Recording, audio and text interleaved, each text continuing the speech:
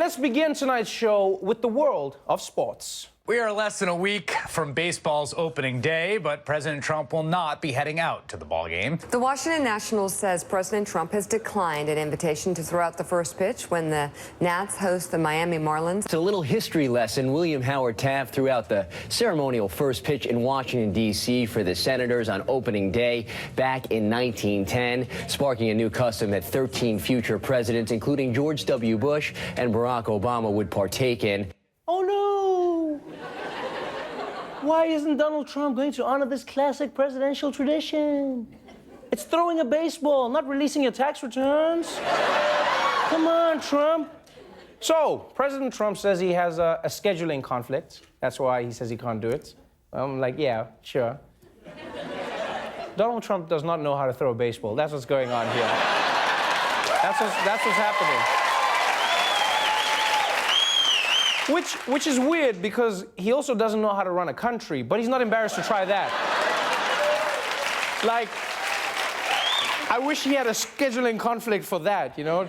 Do you want to be president? I'm way too busy. I got to schedule. Oh, that's fine. Thank God. I could try and move some. No, don't worry. That's fine. Don't worry. Yeah, I bet a Trump pitch would get about as far as his healthcare bill, you know, just drop halfway down to the plate. And then he'd blame Paul Ryan. Now, Donald Trump has actually thrown a ceremonial pitch before. Ceremonial pitches, in fact. We haven't been able to find the video to prove that he's done it or prove that he's bad at it. But these still photos, they make it pretty clear. Look at this guy. He's the only person who looks like he's afraid of being hit by the ball when he's throwing it.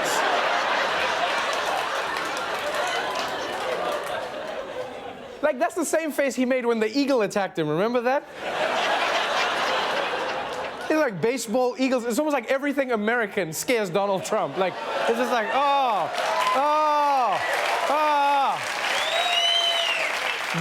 But I will say this. Maybe he doesn't want to throw out the first pitch because what he really wants to do is sing. It's rootin' for the home team. If they don't win, it's a shame. Or it's 1, 2, 3 strikes, you're out at the old ball game.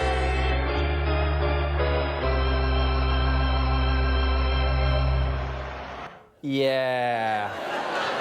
He was struggling with pitch there, too. Kellyanne Conway had to come out and explain that he was hitting alternative notes. But moving on, let's talk about coal. For 100 years, America has had a love affair with coal. It was the fuel behind America's electricity. It powered steam trains across the continent, and it's been the only acceptable way for white people to do blackface.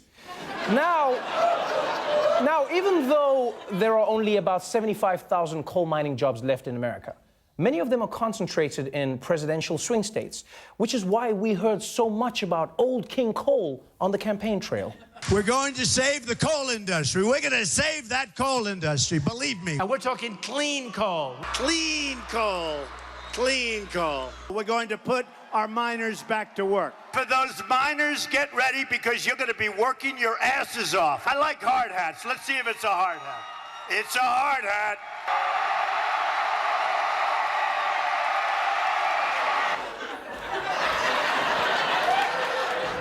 You know, President Trump might destroy the world, but goddamn, he's cute. You can't deny that. I mean, look at him, fake miming there. You know, this reminds me of last week when he got into that truck and pretended to drive. Look at him. Yeah, he looks like an extra from Mad Max. You realize that's all Trump ever wanted, was to play president. We should have just given him a Fisher-Price president set, you know? He would have had so much fun. He just would have been like, what are you doing? What are you doing, Johnny? What are you doing over there? And he'd be like, I'm signing an executive order. Good job.